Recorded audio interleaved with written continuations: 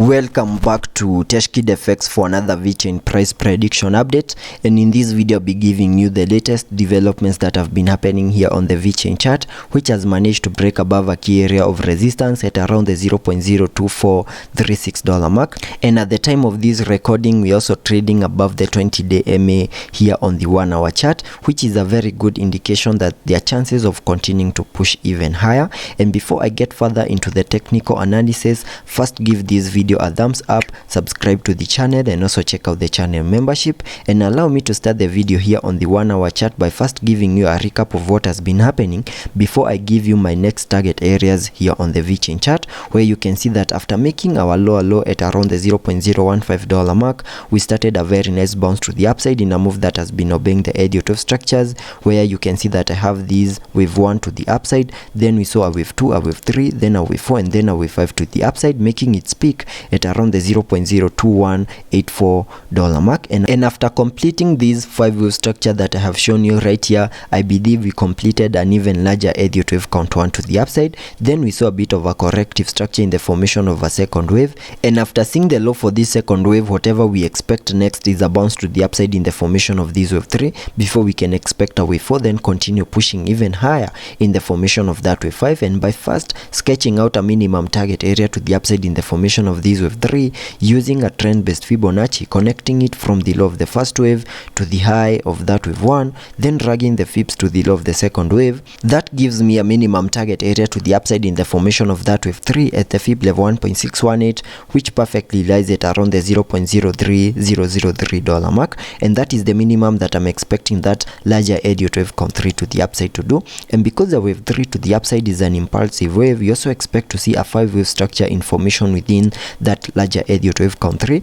and I believe that is what is playing out over here, where you can see after making our low for that second wave, we saw this bounce to the upside in what I'm terming as a first wave to the upside. Then we have seen a corrective structure in the formation of that wave 2, and I believe whatever we are seeing at the moment is the formation of that wave 3 before we can expect a wave 4 and then push even higher in the formation of this wave 5 to fully maximize the formation of that larger Elliott wave count 3 to the upside. And by first getting to see whether the second wave right here has done the minimum that we expect a second wave to the lower side to do,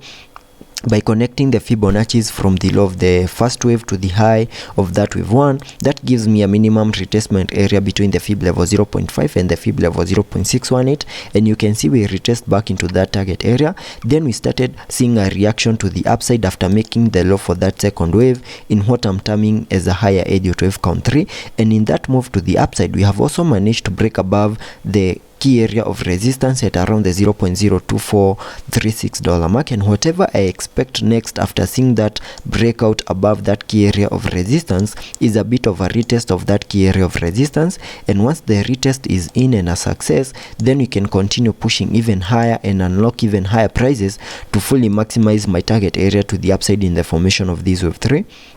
And sketching out a minimum target area to the upside in the formation of this wave 3 of this fractal wave, which is within the formation of that higher Elliott wave count 3, using a trend based Fibonacci, connecting it from the low of the first wave to the high of that wave 1, then dragging the fibs to the low of the second wave. That gives me a minimum target area to the upside in the formation of that wave 3 at the fib level 1.618, which perfectly lies at around the $0.02755 mark, and that is the minimum that I'm expecting Vechain to do in the formation of this wave 3. And for that to also happen, we need to continue holding above this key area of resistance at around the $0.02436 mark, which we have managed to break above. So I'm expecting a retest, then we can continue pushing even higher and fully maximize our target area in the formation of that wave 3. So on the short term scenarios, I'm expecting Vechain to take us back to around the $0.028 mark to the upper side in the formation of that higher Elliott wave count 3, and also taking a look at the indicators to see what movements will be supported on the RSI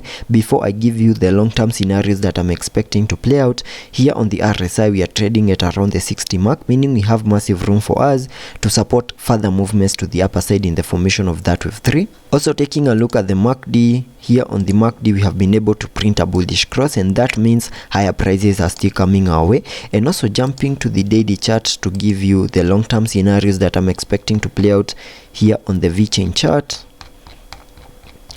Here on the daily chart, you can see that I have this EDIO 12 structure right here in red, where you can see that from these low prices that we had been trading within, we saw a very nice bounce to the upside, making it to an all-time high at around the $0.28 mark in what I'm terming as a higher EDIO 12 count 1 to the upside. And after seeing the all-time high, we started the bear market, where we had been seeing low prices in this massive ABC corrective structure, which took us back to around the $0.015 mark in what I'm terming as a higher EDIO 12 count 2. And after seeing the low for this second wave, whatever we expect next is a bounce to the upside in the formation of a larger EDIO 12 count 3. And here on the daily chart, I have a target area to the upside in the formation of that wave 3 at the fib level 1.618, which perfectly lies at around the $0.46277 mark. And once we see the formation of that wave 3, then we can expect a wave 4 and then push even higher in the formation of that wave 5. So that is what I'm expecting on the short term and also on the long term scenarios. So let's be patient and see how that plays out, and I'll be keeping you updated.